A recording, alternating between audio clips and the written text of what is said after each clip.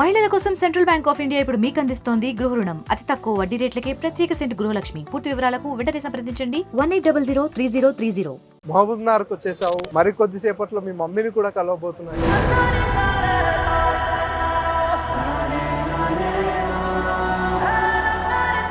బాబా blogs అనే YouTube ఛానల్లో రష్యాలో ఉద్యోగాలు, బాబా బ్లాగ్స్ లో వీడియో చూసిన తర్వాతనే నువ్వు రష్యాకి వెళ్ళావా, లేకపోతే ఇంకెవరైనా మీ స్నేహితులు అక్కడ ఉంటే వెళ్ళావా? వీడియో చూసిన తర్వాతనే ఆయనకి కాంటాక్ట్ చేసి చేతిలో తుపాకీ ఇవ్వడం ఏంటి, ట్రైనింగ్ తుపాకీ ట్రైనింగ్ నాకు మొబైల్లోకి ఎవరితో కాంటాక్ట్ లేదు.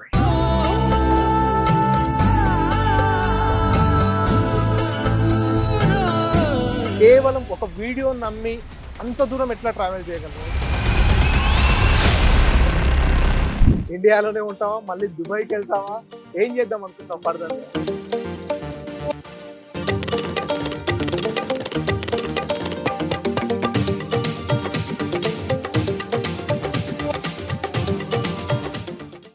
యూట్యూబ్ ఛానల్లోని ఓ వీడియోని నమ్ముకొని దేశాలు దాటి వెళ్ళిన యువకుడు తన ప్రాణాలపైకే తెచ్చుకున్నటువంటి పరిస్థితి. బాబా బ్లాగ్స్ అనే యూట్యూబ్ ఛానల్లో రష్యాలో ఉద్యోగాలు, హెల్పర్గా, సెక్యూరిటీగా పనిచేసినట్టయితే అత్యధిక మొత్తంలో సంపాదించవచ్చు అనేటటువంటి ఓ యూట్యూబ్ చూసినటువంటి నారాయణపేట జిల్లా యువకుడు సుఫియాన్ ఆ యూట్యూబ్ వీడియోని నమ్మి రష్యా వెళ్ళడం జరిగింది. తీరా అక్కడికి వెళ్ళిన తర్వాత రష్యా ఉక్రెయిన్ యుద్ధంలో చిక్కుకోవడం జరిగింది. అక్కడ యుద్ధంలో తన చేతిలో గన్ను పెట్టి ఫైట్ చేయాలంటూ కూడా అక్కడికి తీసుకెళ్ళిన వారు అతన్ని వాడుకున్నటువంటి పరిస్థితి. సో మొత్తానికి ఎట్టకేలకు ఎన్నో అవస్థల నడమ, ఒకవైపు తుపాకుల తూటాలు, మరోవైపు బాంబుల మోతాల నడమ ప్రత్యక్ష నరకాన్ని చూసి ఎప్పుడు ఏం జరుగుతుందో అంటూ బిక్కుమంటూ కాలం వెళ్ళదీసి చిట్ట చివరకు సొంత గడ్డకు చేరుకున్నాడు సుఫియాన్. ప్రస్తుతం మనతో పాటు సుఫియాన్ ఉన్నాడు. అసలు సుఫియాన్ అక్కడికి ఎలా వెళ్ళాడు, ఎవరి మాటలను నమ్మి అక్కడికి వెళ్ళాల్సి వచ్చింది, అక్కడ పరిస్థితులు ఏ రకంగా ఉండేవి, ఎట్లా ముందుకొచ్చాడు, ఎట్లా మళ్ళీ ఇండియాకు తిరిగి వచ్చాడు అనే విషయాలన్నింటినీ కూడా సుఫియాన్తో మాట్లాడి తెలుసుకుందాం. సుఫియాన్ నమస్తే. నమస్తే. ఎట్లా ఉంది? ఎట్లా ఉంది ఆరోగ్యం, ఎట్లా ఉంది, ఎట్లా వచ్చారు? మంచిగా ఉంది. ఇప్పుడైతే కొంచెం మంచిగా అనిపిస్తుంది. మైండ్లో అదే గుర్తుకొస్తుంది, అవే టెన్షన్స్. ఇంకా అంటే నీవు ఎట్లా వెళ్ళావు, రష్యా వెళ్ళావు, ఆ యుద్ధంలో ఇరుక్కుపోయావుగా, ఎట్లా వెళ్ళాల్సి వచ్చింది? బాబా బ్లాగ్ యూట్యూబ్ ఛానల్ నుంచి చూసి వెళ్ళిపోయాను. ఆయన అన్నాడు సెక్యూరిటీ జాబ్ ఉంది, సెక్యూరిటీ హెల్పర్ జాబ్, ఆర్మీ ఏం లేదని చెప్పారు, ఆర్మీలో ఏం ఫైరింగ్ వీరింగ్ అట్లా ఏం ఉండదని చెప్పారు. అక్కడ పోయిన తర్వాత రష్యాకి అట్లా ఏం లేదు, మొత్తం ఆర్మీలో కాంటాక్ట్స్ అని చెప్పేసి లోపల జాయినింగ్ చేసేసాడు. ప్రజెంట్ మీ ఏజ్ ఎంత? 24. అంటే మీరు నారాయణపేట నుంచి రష్యాకు వెళ్ళడానికి ముందు దుబాయ్ లో కొంతకాలం ఉన్నట్టుగా తెలిసింది. 2 years. దుబాయ్కి ఎప్పుడు వెళ్ళారు? 2 years చేసిన లాక్డౌన్ తర్వాత వెళ్ళిపోయాను. జాబ్ చేసి ఇక్కడ ఎమ్మెల్యే ఎలక్షన్ ఉండే, అప్పుడు రిటర్న్ వచ్చా. అమ్మ కాల్ చేసింది, ఎలక్షన్ కూడా ఉంది, వచ్చి వెళ్ళిపోవని చెప్పాను. వచ్చి ఓటింగ్ చేసిన తర్వాత మళ్ళీ చెన్నై వెళ్ళి, చెన్నై నుండి దుబాయ్ నుంచి రష్యా వెళ్ళిపోయాను. అంటే బాబా బ్లాగ్స్ లో వీడియో చూసిన తర్వాతనే నువ్వు రష్యాకి వెళ్ళావా, లేకపోతే ఇంకెవరైనా మీ స్నేహితులు అక్కడ ఉంటే వెళ్ళావా? వీడియో చూసిన తర్వాతనే ఆయనకి కాంటాక్ట్ చేసి వీసాని అప్లై చేసి వెళ్ళిపోయాను. అంటే నువ్వు వీడియో చూసి కేవలం ఒక వీడియో నమ్మి అంత దూరం ఎట్లా ట్రావెల్ చేయగలరు? ఎందుకంటే అది మోసం ఉండొచ్చు, నిజం ఉండొచ్చు అనే ఆ అనుమానం నీకు ఎక్కడ రాలేదా? ఆయన ఏజెంట్ తో మాట్లాడితే నమ్మేసిన, मतलब जो बोला हम लोग यकीन किए, जो हमारा एजेंट है उस पर यकीन करके हम लोग गए. हम लोग पूछे भी ऐसा कुछ भी प्रॉब्लम तो नहीं होगा ना, ऐसा कुछ भी नहीं है. आपको सिक्योरिटी हेल्पर जॉब मिलेगा, 3 महीना ट्रेनिंग रहेगा, 3 महीने ट्रेनिंग के बाद फिर आपको 1 लाख रुपए सैलरी वैसा बता रहा था. నెలకు ₹1,00,000. అంటే నీకేమన్నా ఎవిడెన్స్ లాగా చూపించాడా, వేరే వాళ్ళు అక్కడ పని చేస్తూ ఇంత ఎర్న్ చేస్తున్నారు అనేటట్టు నీకు నమ్మించేందుకు ఏమైనా ఎవిడెన్స్ వీడియోస్ ఏమైనా చూపించాడా? లేదు, వీడియోస్ ఏం చూడాలి, కేవలం తను చెప్పిన మాటలు నువ్వు నమ్మేసి. సో అక్కడికి వెళ్ళిన తర్వాత ఎట్లా ప్రాసెస్ స్టార్ట్ అయింది? చెన్నై నుంచి దుబాయ్ వెళ్ళాం, దుబాయ్ నుంచి మోస్కో వెళ్ళాం, రష్యా. బాబా గ్రూప్ ఉంది వీళ్ళది మొత్తం, ఏజెంట్ గ్రూప్ మొత్తం ఉంది. అక్కడ మోయిన్ కూడా ఉన్నాడు. ఆయన తర్వాత నైజిల్ ఎయిర్పోర్ట్ వచ్చి మనకి తీసుకెళ్ళాడు అపార్ట్మెంట్లో వెళ్ళి ఇక్కడ 2 days నుంచి మళ్ళీ ఆర్మీ వాళ్ళకి కాల్ చేసి మనకి సబ్మిట్ చేస్తాం. అంటే నువ్వు రష్యాకు వెళ్ళగానే నీతో సంతకాలు తీసుకున్నారా? రష్యాకి వెళ్ళిన తర్వాత మోస్కో ఉన్నాం. 2 days అపార్ట్మెంట్లో ఉన్న తర్వాత ఆయన కాంటాక్ట్ చేసి ఇక్కడ నుంచి ఒక వ్యాన్ వచ్చింది, వ్యాన్లో తీసుకెళ్ళి కాంటాక్ట్ చేసేసారు. అప్పుడు నీకు ఏం చెప్పారు? నువ్వు సెక్యూరిటీ గార్డ్ గా పనిచేయడానికి నేను తీసుకెళ్తున్నామని చెప్పారా? అయితే రష్యన్లో మాట్లాడారు. ఓకే. బాబా మీరేం చేయకండి, మొత్తం సెట్టింగ్ ఉంది మనది, వాళ్ళు సిగ్నేచర్ చేయమంటే సిగ్నేచర్ చేసి వెళ్ళిపోయినాను. సో అక్కడికి వెళ్ళిన తర్వాత ట్రైనింగ్ ఎట్లా స్టార్ట్ అయింది? ట్రైనింగ్ सिग्नेचर చేసిన తర్వాత ఒక లొకేషన్ నుంచి మళ్ళీ ఒక లొకేషన్ కి తీసుకెళ్ళాడు. एक लोकेशन से एक लोकेशन को लेके जाके ट्रेनिंग सेंटर में वहाँ पे ट्रेनिंग की हम लोग, फायरिंग वगैरह ग्रेनेड्स वगैरह सब छोड़ दिए हम लोग. అంటే నీకు చేతికి తుపాకీ ఇచ్చి ఫైరింగ్ ట్రైనింగ్ ఇచ్చారు. फायरिंग మరి నీకు అప్పుడు అనుమానం రాలేదా? హెల్పర్ లేదా సెక్యూరిటీ గార్డు చేతిలో తుపాకీ ఇవ్వడం ఏంటి? ట్రైనింగ్ తుపాకీ ట్రైనింగ్ నాకు మొబైల్లోకి ఎవరితో కాంటాక్ట్ లేదు, తర్వాత నెట్వర్క్లో వచ్చిన తర్వాత మా అన్నకి చెప్పిన ఎట్లా ఉండని. అప్పుడు ఆలోచించి असद साहब MIM असद साहब उनके पास और गवर्नमेंट जो भी है MLA MP उनके पास जाके ऐसा प्रोसेस है, ऐसा हुआ, हमारे बच्चे बहुत परेशान हैं, फैमिली बहुत परेशान है, हमारा बंदा फंस गया हुआ है. तो सब बात करने के बाद गवर्नमेंट PM मोदी जी उन्होंने भी हेल्प किए, जयशंकर सर उन्होंने भी हेल्प किए. अल्हम्दुलिल्लाह बहुत सारे बंदे, बहुत सारे घर वाले फैमिलीज वगैरह हमको दुआएं किए, हेल्प किए, जो करना था सब सपोर्ट करके हम लोग को ఇండియా వాపస్ ఆగే. हम लोग अभी महबूब नगर में हूँ, अल्लाह का शुक्र है लाके. అంటే మీరు అక్కడికి వెళ్ళిన తర్వాత ట్రైనింగ్ ఎన్ని రోజులు ఇచ్చారు మీకు? వెపన్ ట్రైనింగ్ ఇచ్చారు కదా, ఎన్ని రోజులు ఇచ్చారు? వెపన్ ట్రైనింగ్ మనకి 15 days 20 days నడుస్తూనే ఉంటుంది. అప్పుడే నీకు అర్థమైపోయిందా? ట్రైనింగ్ స్టార్ట్ అయినప్పుడే నిన్ను యుద్ధానికి తీసుకెళ్తారు? అంటే మన ఇండియాకి సంబంధించి కానీ తెలంగాణకు సంబంధించి ఎవరో ఎంతమంది ఉన్నారు నీకు? ఇంకెవరు? నేను ఒక్కనే ఉన్నా, ఇంకొకటి తెలంగాణ ఇంకొకటి ఉంది, ఆయన ఫస్ట్ గ్రూప్ ఉంది, అశ్వాన్ ఉంది. ఓకే. अश्वान भी देता है. बहुत अफसोस है अफसान भाई ने, वो भी ड्रोन अटैक से उनका डेथ हो गया. अगर वो भी अगर साथ में रहे तो बहुत खुश होती थी. उनको भी सिक्योरिटी का जॉब उन्होंने भी बाबा ब्लॉक की तरफ से ही गए थे. సో మీరు తర్వాత మళ్ళీ బాబా బ్లాక్స్ నుంచి మీరు వెళ్ళారు కదా, అతన్ని కాంటాక్ట్ కాలేదా, అప్రోచ్ కాలేదా? నువ్వు మాకు ఒకటి చెప్పావు, ఇక్కడ ఒకటి పరిస్థితి ఉందని. ఇప్పటి వరకు స్టిల్ బాబాకి ఒకసారి కాంటాక్ట్ అయినా, ఆయన ఏం చెప్పిండు, మేము తీసుకొస్తాం, ప్రాసెస్ నడుస్తుంది, చేస్తాం అని అట్లనే. మనకి తెలిసిపోయింది ఇది ఆర్మీలో ఉంది, ఇది గవర్నమెంట్ నుంచి అవుతుంది, వేరే ఎవరు బయటికి कोई भी बाहर नहीं निकाल सकते हम लोग को. तो इसलिए हम लोग घर वालों को बोलते जो करना है आप करो, जितना हो सकता है उतना फैला दो.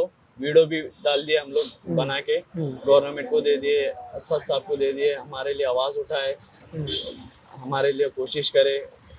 हमारे PM मोदी जी भी पुतिन से बात किए तो वो एक्सेप्ट करके 2 महीने के बाद हम लोग इधर आ गए. అంటే నువ్వు అక్కడికి వెళ్ళిన తర్వాత యుద్ధంలో పార్టిసిపేట్ చేసినప్పుడు ఒకవైపు బాంబుల శబ్దాలు, మరోవైపు నీ చేతిలో వెపన్ ఉంది, నిన్ను అక్కడ యుద్ధం చేయమంటున్నారు. సో అప్పుడు ఎట్లా అనిపించింది నీకు? ఒక భయం ఏమన్నా అనిపించిందా? ఎట్లా అనిపించింది? ఫీలింగ్ ఎట్లా ఉంది? ఇది ట్రైనింగ్ ఇస్తారు కదా, ట్రైనింగ్ ఒక లొకేషన్ ఉంది, मतलब ఒక मैदान जंगल, पूरा जंगल रहता है उधर. मेन फायरिंग जो होती आगे होती, इधर फायरिंग ऑलरेडी कब्जा किए थे वो लोग. कब्जा करने के बाद थोड़ा कब्जा करके ऐसा आगे बढ़ते थे. సో మీతో పాటు వచ్చినటువంటి హైదరాబాద్ వాసి हम लोग को जो बॉर्डर में काम किए तो हमको लेके गए थे उधर. आगे जो बंदा फायर करके आ रहा है इंजर्ड होता ना, उनका बॉडी भी हम लोग लेके आए. हिमिल के साथ जो 24 आदमी थे, वो एक आदमी रशियन बच गया. रशियन से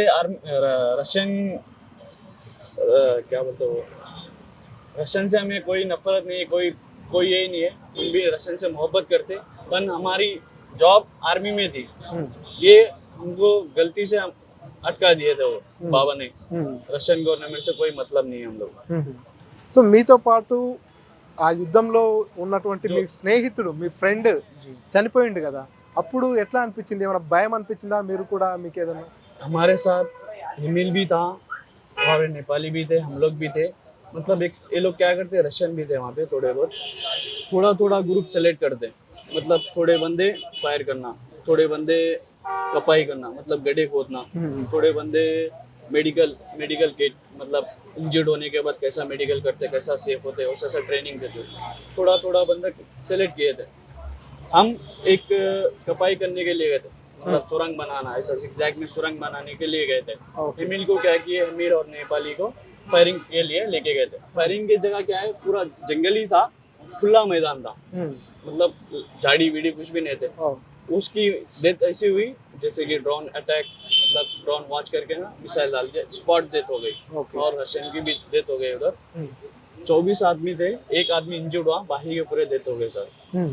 बाद में हम लोग कपाई कर रहे थे ना, 15 मीटर्स दूर थे हम लोग कपाई कर रहे थे। हम लोग वहाँ पे दूसरे भी स्पेंजर वगैरह चलते रहते थे, आवाज पुकारा चलती रहती थी, हम लोग को उतना सुने नहीं दिया।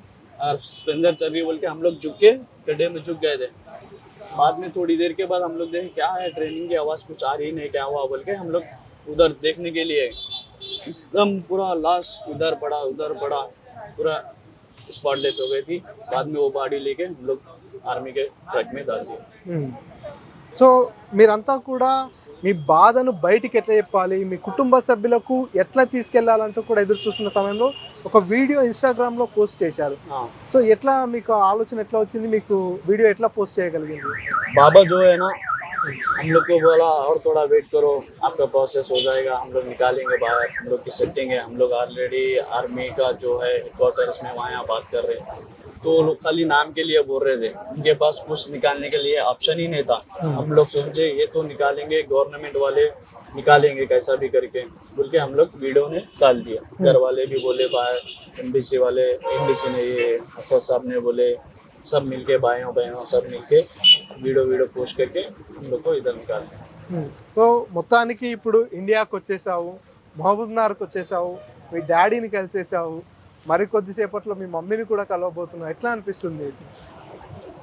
अच्छा लग रहा है, अल्हम्दुलिल्लाह सही सलामत से मैं पहुंच गया। मेरे भाइयों भी है, मेरे दोस्तों भी है, इंशाल्लाह मेरी माँ से भी मुलाकात होगी। चलो अल्लाह ताला ने फिर से मेरे को नई ज़िंदगी जीने के लिए दिया, बहुत बहुत शुक्रिया। సో ఫైనల్గా ఏం చెప్తావు? దుబాయ్లో నువ్వు ఎంత సంపాదించటోనివి, అక్కడికి ఎంత ఎక్కువ వస్తుందంటే వెళ్ళావు?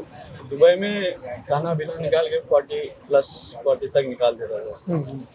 कुछ करेंगे आगे बढ़ेंगे बोल के उसका वीडियो देख के हम लोग अप्लाई किए थे, वैसा कुछ नहीं था।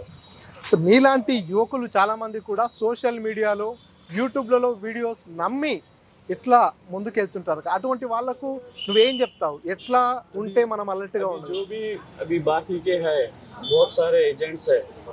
आप थोड़े पैसों के लिए किसी की जान की ये मत सोचिए, किसी का माँ बाप को परेशान मत कीजिए। मेरा छोटा सा रिक्वेस्ट है, जो भी है सीधा सीधा बताइए ये जॉब है, इतना पैसा लगेगा बोल के। क्यों अभी जो भी जा रहे हैं वो भी अच्छे से तरह देख के अच्छा अप्लाई करके वीज़ा चेक करके जाने के लिए बोल दो। ఇప్పుడు తర్వాత నీ నిర్ణయం ఎట్లా ఉండబోతుంది? ఇండియాలోనే ఉంటావా, మళ్ళీ దుబాయ్కి వెళ్తావా, ఏం చేద్దాం అనుకుంటున్నావు ఫర్దర్గా? इंशाल्लाह अगर फिर कहीं भी किस्मत में रहा तो जाऊंगा, नहीं यहाँ पे बोले तो यहाँ पे ही करूँगा। अभी तो कुछ प्लान नहीं है, बस थोड़े दिन देखेंगे उसके बाद ट्राई करूँगा। ఓకే టీకే. సుఫియాన్ చూస్తున్నాం, సుఫియాన్ స్టోరీ ఇది.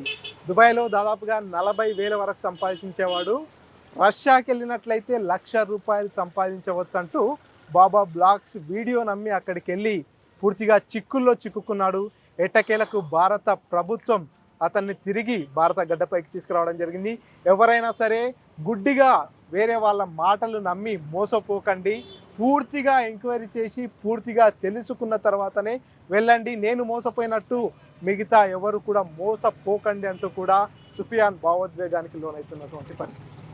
కెమెరా పర్సన్ నర్సింగ్ రెడ్డితో మణికంఠ, RTV, మహబూబ్నగర్. మరిన్ని వీడియోస్ కోసం ఛానల్ ని సబ్స్క్రైబ్ చేయండి, లేటెస్ట్ అప్డేట్స్ కోసం వాట్సాప్ ఛానల్ ని ఫాలో చేయండి అండ్ లింక్ డిస్క్రిప్షన్ లో ఉంది.